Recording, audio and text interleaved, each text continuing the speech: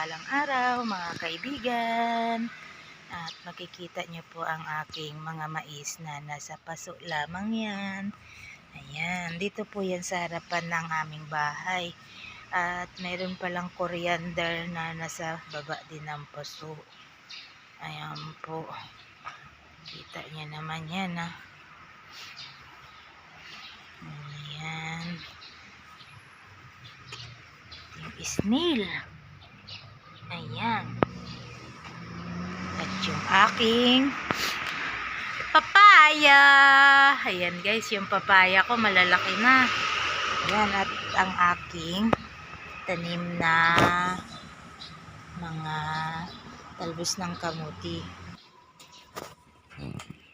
Ayan guys, yung aking tanim na kalabasa. Ayan, at dito may bulaklak. At dito naman mayroon na rin bunga. Ayan siya guys. At ayan. Diyan ko nga pala yung tinanim yung aking mga patatas sa bakanting lote na yan. Bakanting lupa na maliit. Ayan. At ito, yan, lalagyan natin ng falling grain ang kanyang bulaklak. Ayan guys. At ito naman yung pang-aliw nga pala yan sa mga ibon. Pang-aliw yan sa mga ibon. Ang kanyang mga blue, yung yellow color. At sana itong isa, ayan, may bunga din yan na yung tilalim. Bunga. The organic. Made in Japan po yung kalbasa. Dito, meron dito sana. Ito. Yan. Kalbasa. At ang alokbati. At ito naman yung aking tanim na mga sitaw. Sitaw yan siya guys. Sitaw. Ayan. So, mabilis nilang lumaki. Yan, mamumulaklak na rin sila. At dito sa baba ng sitaw, mayroong tanim na spinach. Ayan guys. At yung gilid, mayroon namang tanim na kalabasa. Ay, papaya pala. Ayun.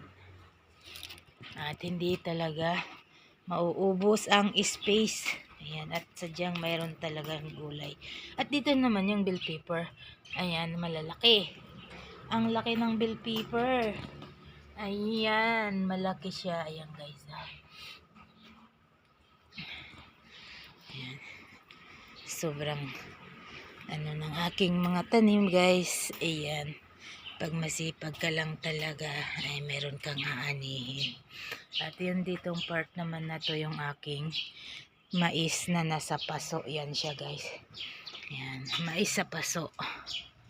Ayan. At yung iba pala, hinarvest na rin dito. At may natitira pa ito. At ito, meron na naman. Tatanggalin natin to kasi kinain na naman yung iba guys.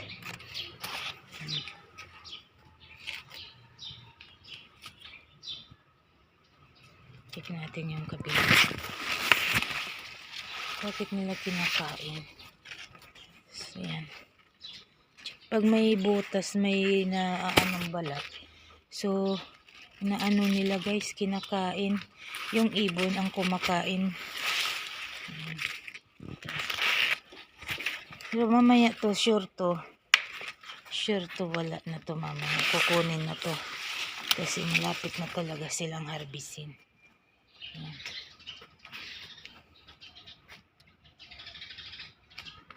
Ayan guys na. Iwanan ko lang pala siya dito. Kukuha ko ng takip.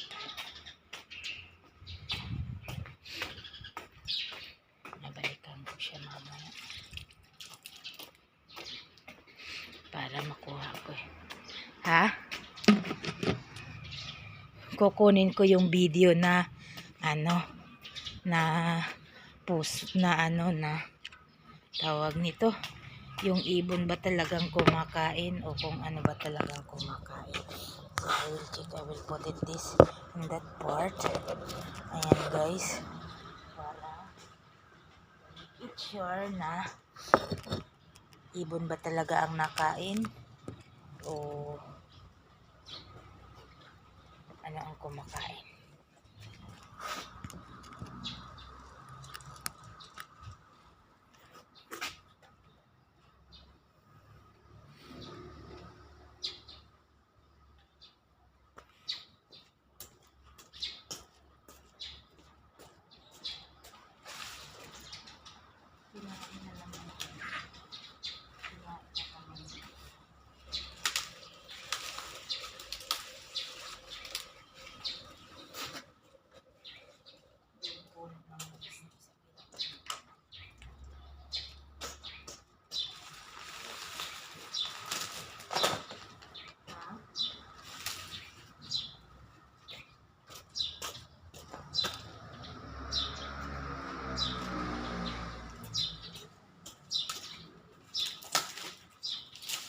Hindi na pwedeng kapainin pag kinain ng daga.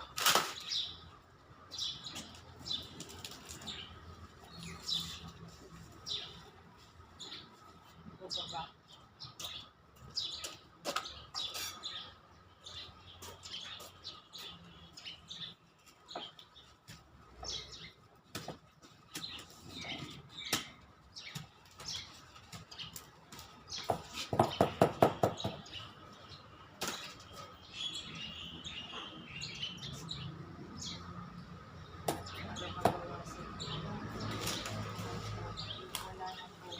Pinitas na kasi nila na isang araw.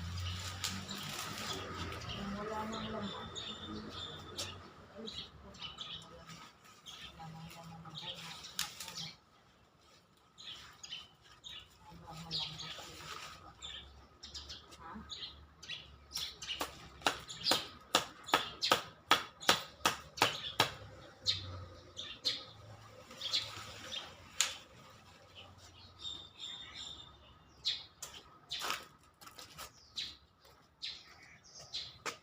Pupunta naman, lilipat ko naman yun sa kabilang part.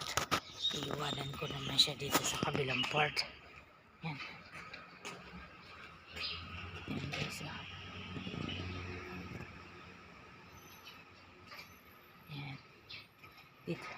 Basa kasi itong ano eh. Gilid eh. Ayan. Basa siya.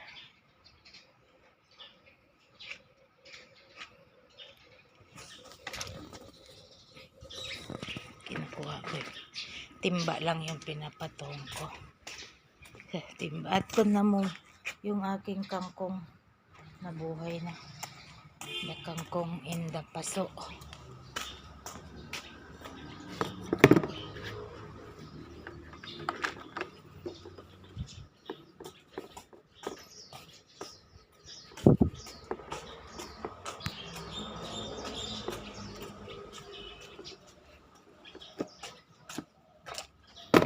Yep.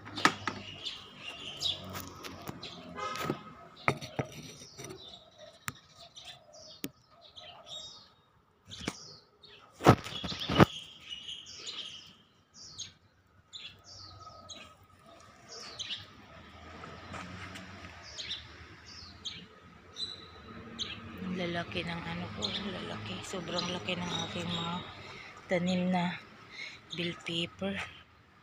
Yung bell pepper, malaki na, matataba. Yan.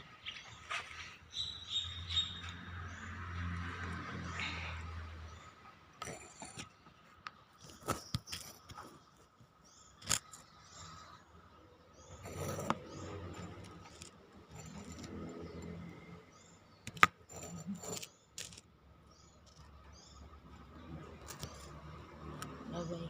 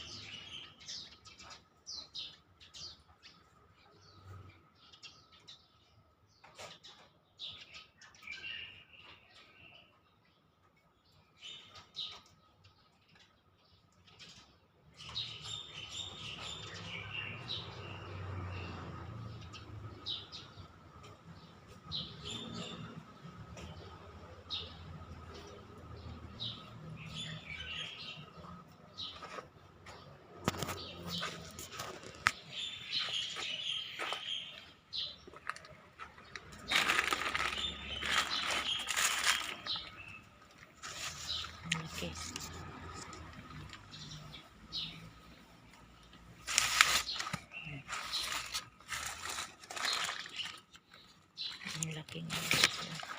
Laki.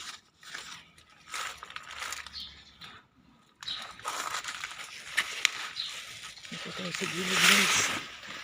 Bakit meron ditong may bawas? Pilipin natin. Ayun.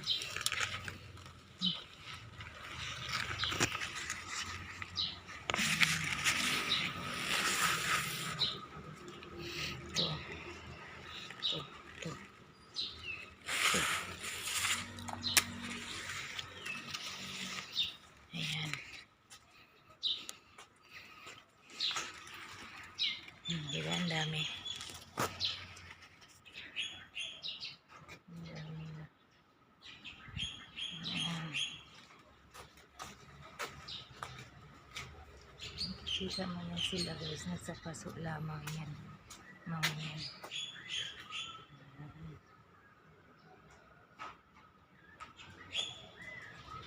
Ito. Yung aking kamote. May laman yan siya guys. May laman.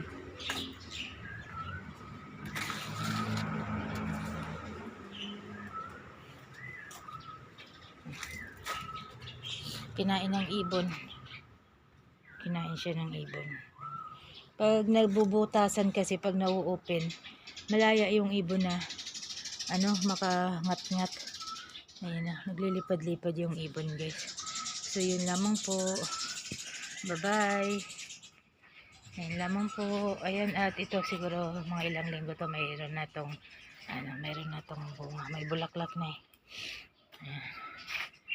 Bye-bye po. Thank you for watching. Bye-bye. God bless everyone.